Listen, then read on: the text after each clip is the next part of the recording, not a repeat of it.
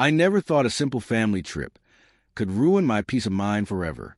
But that was before I saw my mother in a way no son ever should. The lake had always been a place of comfort, a sanctuary where the world slowed down.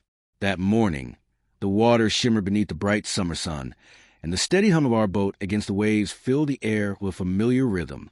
My father, Reginald, was at the helm, his weathered hands gripping the wheel as he steered us deeper into the lake's open expanse. My mother, Eleonora, sat at the bow, her laughter carried by the breeze, a sound so effortless, so untouched by worry. I should have been lost in the simplicity of it, all the warmth of the sun, the scent of the lake, the gentle rock of the boat, but something else held me captive, or rather, someone. Eleonora had always been beautiful, in the way that a work of art is gorgeous, admired, respected, but never touched. Yet that morning, for reasons I couldn't again understand, I saw her differently. The way the light danced against her skin, the effortless grace in her every movement, it unsettled me. I blamed it on the heat, the exhaustion of too many sleepless nights. Anything but what it truly was. And then it happened, a sudden swell, a lurch of the boat chaos in a single breath. My mother gasped as she lost her balance, grasping at nothing. In the commotion, the delicate strings of her bikini top loosened, and before she could react, it slipped away entirely. For a fraction of a second, long enough for the moment to burn itself into my memory, I saw what I should never have seen. My body locked in place, my breath caught between disbelief and something far darker. Reginald, oblivious, roared with laughter, finding humor in the mishap as Eleonora scrambled to cover herself. She scolded him, playfully swatting at his arm, her own laughter a shield against any lingering embarrassment. But I didn't laugh. I couldn't. I forced a chuckle, a hollow sound lost in the wind, pretending to pray that it meant nothing. But deep inside, something had shifted, and I couldn't stop it. The days after the lake trip should have been ordinary. The world should have gone on as it always had, unchanged, unbothered. But something in me had fractured that morning on the water. I felt it every time I closed my eyes, moment replaying in perfect clarity. I told myself it was nothing, a mistake, an accident, that I had let my mind twist it into something it wasn't. But then there was Reginald. He wasn't just my father's best friend. He had been a presence in my life for as long as I could remember, man who spoke with confidence, whose laughter was a constant backdrop in our home. He was family in a way, trusted, safe, familiar, and yet something had changed.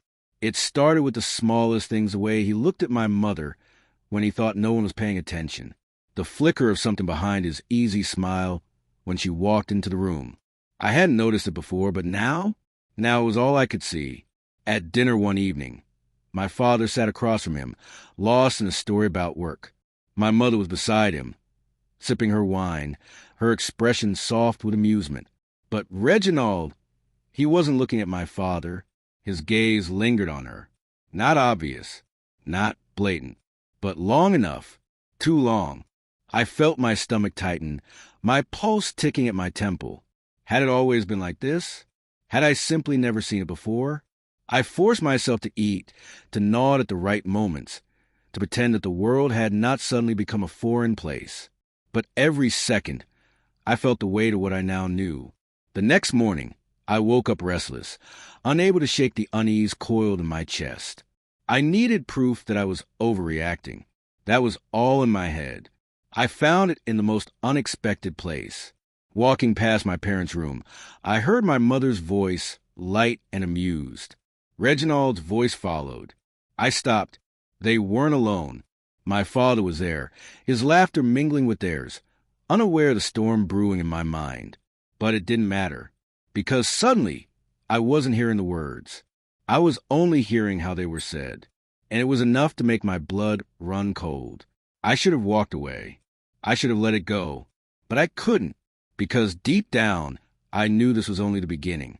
I told myself I was being paranoid, that I had let a single glance, a single moment, spiral into something it wasn't. But doubt is a disease. It spreads, it festers, and before you know it, it's the only thing you can feel. That night, As I lay in bed staring at the ceiling, my mind refused to let go. I needed to be wrong. I needed proof that I was wrong. So, when I heard my mother's footsteps in the hall, soft, measured, deliberate, knew I wouldn't be sleeping that night. I waited, counted to 10. Then I slipped out of bed. The house was quiet, the air thick with that unnatural stillness that only comes when something isn't right. I crept down the stairs, pausing as I heard the front door click shut. Through the window, I saw her, my mother, slipping into her car, her movements too quick, too secretive. She had said she was meeting a friend for dinner. That was hours ago. I watched as she pulled out of the driveway, her taillights disappearing down the darkened road. Every instinct screamed at me to let it go, to go back upstairs and pretend I hadn't seen a thing. Instead, I grabbed my keys. The drive was slow, the night stretching out in eerie silence. I kept my distance, my hands clenched around the wheel, my breath tight in my chest. Maybe she was meeting a friend. Maybe this was nothing. But then she turned down a road that led to nowhere. I knew this place. It was a clearing by the old railway tracks, place no one had any business being at this hour, unless they didn't want to be found. I killed my headlights and pulled over a good distance away, my heart pounding so hard it blurred my vision. She parked, sat there for a moment, and then another car pulled in, a black sedan. Familiar. The door opened, and before I even saw his face, I already knew. Reginald. My fingers dug into my palms as I watched him walk toward her. No hesitation, no secrecy between them. He reached for her, his hands finding her waist. And she let him. My stomach twisted into knots, so tight I thought I might be sick. She leaned into him, her head tilting as if this was the most natural thing in the world, as if my father didn't exist. I wanted to move, to look away, to unsee what had just been burned into my mind. But I couldn't, because this was real. And suddenly my entire life wasn't. A million questions fought for space in my head. How long? Had it started before the lake? Before I noticed the way he looked at her? Did my father know? The thought made my breath hitch, my stomach dropping as if I were free-falling. I stumbled back toward my car, my chest tight, my mind screaming for a way out of this nightmare. But there wasn't one. There was only the truth, cold and unrelenting. And now it belonged to me. I could pretend I never saw it. But could I live with the lie? I carried the secret like a disease. It infected everything, my thoughts, my movements, my ability to breathe without feeling like I was choking on betrayal. Each day, the weight of it pressed heavier against my chest. I stopped speaking to her. I stopped looking at her. But silence is never truly silent, is it? It screams. It burns. And she felt it. Eleanor Amy Mother, the woman I had loved without question, the woman I had trusted. Now, every time I saw her, I saw him. I saw Reginald's hands on her waist, his lips brushing against her ear as they stood in that darkened corner of the world they thought no one would find. But I found them, and now I couldn't unsee it. She noticed. Of course she did. You've been quiet lately. She tried to sound casual, but I could hear the hesitation underneath. Are you all right? Another attempt. Another crack in her carefully constructed mask. I didn't answer. I walked past her in the hallways of our own home, a stranger to the woman who had raised me. Her perfume scent I had once associated with warmth now smelled like deception. She watched me from across the dinner table, studying me, waiting for an opening. But there was none. Because how do you speak to a son who knows your sins? How do you reach for someone who has already let you go? My father noticed something was off, but not enough. He was too busy wrapped up in his work, in his responsibilities, in the friendship he still shared with the man who had destroyed everything. Reginald still came over. He still laughed at my father's jokes, still poured him a drink like he hadn't stolen the most sacred thing from him. It was unbearable. Every moment that passed felt like a test, pushing me closer and closer to the edge. And then came the night I broke. Dinner was set. My mother had cooked, as she always displayed the role of devoted wife and mother like she wasn't living a double life. My father sat at the head of the table, Reginald beside him, and me across from her. The conversation was easy, light, deceptively normal. I barely heard a word of it. My pulse was too loud in my ears, and my mind was trapped in an endless loop of what I had seen. Then Reginald spoke. Ah, the lake trip. Unforgettable sights that day. It was nothing, a passing joke. But I saw it, the shift in my mother's eyes, the way she went still for a fraction of a second, and Reginald smirking, like this was all a game. I snapped. The sound of my palms slamming against the table echoed through the room. The plates rattled. A fork clattered to the floor. Silence. Reginald's smirk faded. My father's brows knitted together, confusion washing over his face. But my eyes were locked on her. My mother, the woman who had betrayed us all, the woman who still thought the secret was hers to keep. Enough. The word came out low, but it carried the weight of a storm. She exhaled sharply. Reginald tensed. My father looked between us, his confusion deepening. I could feel the walls of our home cracking, the air so thick with impending destruction that it felt hard to breathe. This was it, the moment before everything shattered. It was time to end the charade one way or another. I found her alone in the dim glow of the study, her fingers wrapped around a half-empty glass of wine. She didn't look up when I entered. She didn't have to. She knew why I was there. The door clicked shut behind me, sealing us in. The silence stretched, thick and suffocating, before I finally spoke.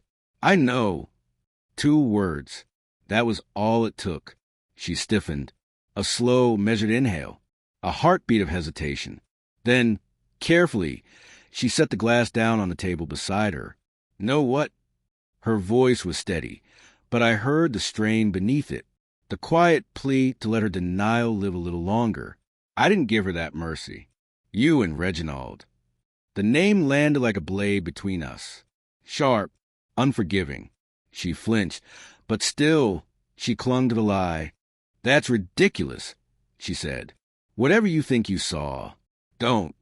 The word came out harsher than I intended. She finally looked at me then, and for the first time, I saw something other than the woman who had raised me. I saw a stranger. Her lips parted, another denial forming, and then she saw it. The certainty in my eyes. Her breath hitched. Her shoulders sagged. The fight drained from her like air from a punctured lung. And then, just like that, broke. Her face crumpled, her hands flying up to cover her mouth as a choked sob tore free. Oh, God! She collapsed into the chair, her body folding inward like she was trying to disappear into herself. If she made herself small enough, she could shrink away from the truth. How long? I asked. She shook her head, fingers gripping her hair. It's not what you think. How? Long. Silence. Then, barely above a whisper, years. Something inside me twisted sharp and merciless. I turned away, staring at the bookshelf, the framed family photos, and the carefully arranged life that was nothing more than a well-kept illusion. Does he know? She sucked in a breath, her voice shaking. No, and he never has to. Please, Edmund. The desperation in her voice clawed at my chest. He loves me. You know he does. This would destroy him. I clenched my jaw. And that's supposed to justify it? No. A pause. But it's why we have to keep this between us. I turned back to her. You mean why I have to keep it between us? Her tear-streaked face lifted, eyes pleading. Please. And there it was. The choice. My father's trust, or his happiness. The truth, or the lie that kept his family intact. I felt sick, because no matter what I chose, I lost. The lake shimmered beneath the afternoon sun, the same way it had that day. Our boat drifted lazily over the water, my father at the helm, his laughter rich and untouched by betrayal. My mother sat beside him, sunglasses shielding her eyes, her lips curved into a serene smile. A perfect picture. Reginald was there too, still the family friend. Still, the man who played cards with my father and called me kid, like he hadn't dismantled everything we were supposed to be. I sat apart from them, staring at the waves, at the way they swallowed and carried away anything that touched their surface. I had made my choice. I had said nothing. Not for her. Not for Reginald. For my father. Because if the truth had to destroy someone, I refused to let it be him. But that didn't mean I forgave them. And it sure as hell didn't mean I forgot. The wind carried their laughter, but I barely heard it. I kept my eyes on the water, my hands curled into fists. Some betrayals don't come from enemies. They come from the people we trust the most.